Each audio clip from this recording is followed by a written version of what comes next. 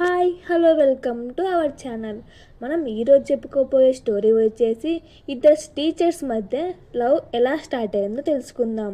So story వచ్చేసి ఆమె లేని క్లాస్లో అతను ప్రేమను కనుగొంటున్నాడు. సో స్టోరీలోకి వెళ్దామా. ఒక చిన్న పట్టణంలో గవర్నమెంట్ స్కూల్లో అనిరుద్ సార్ అనే మ్యాథ్స్ టీచర్, సంధ్యా మేడం అనే తెలుగు టీచర్ పనిచేస్తున్నారు.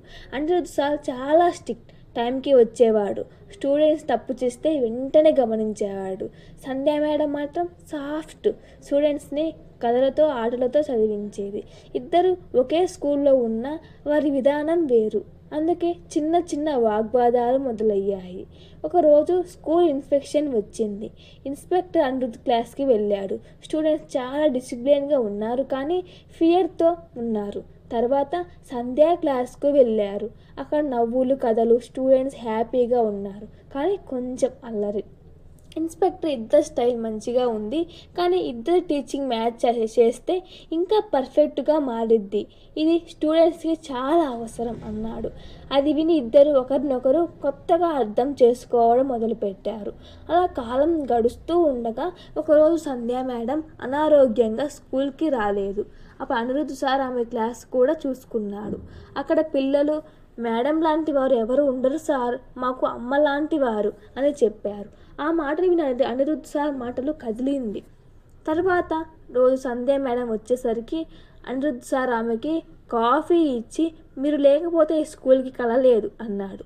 అక్కడే వారి మధ్య సైలెంట్గా ప్రేమ మొదలైంది. కొన్ని రోజుల తర్వాత సంధ్యా మేడంకి మరో ఊరికి ట్రాన్స్ఫర్ ఆర్డర్ వచ్చింది. అందరూ షాక్ అయ్యారు.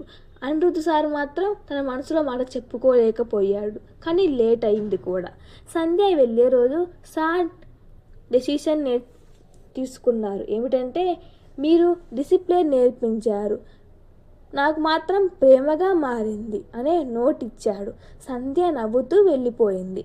అనిరుద్ సార్ ఒంటరిగా ఉండడం చాలా బాధగా అనిపించేది. ఒక వారం తర్వాత ఆమె తిరిగి వస్తున్నారని చెప్పారు. అనిరుద్ సార్ కళ్ళల్లో ఆనందం. డిసిప్లిన్ ప్లస్ ప్రేమ, పూర్తి విద్య క్లాస్ తీసుకున్నారు. ఇలాగా దీని నుంచి మనం నేర్చుకోవాల్సింది, జీవితంలో డిసిప్లిన్ అవసరం, అలాగే ప్రేమ కూడా అవసరం. ఇవి కలిసినప్పుడే మనిషి జీవితం సంపూర్ణం అవుతుంది కదా. ఈ స్టోరీ మీకు నచ్చిందా? అయితే కామెంట్ చేయండి. Thank you for watching. Please share and subscribe and like. అలాగే ఈ స్టోరీ ఎలా ఉందో కామెంట్ చేయండి.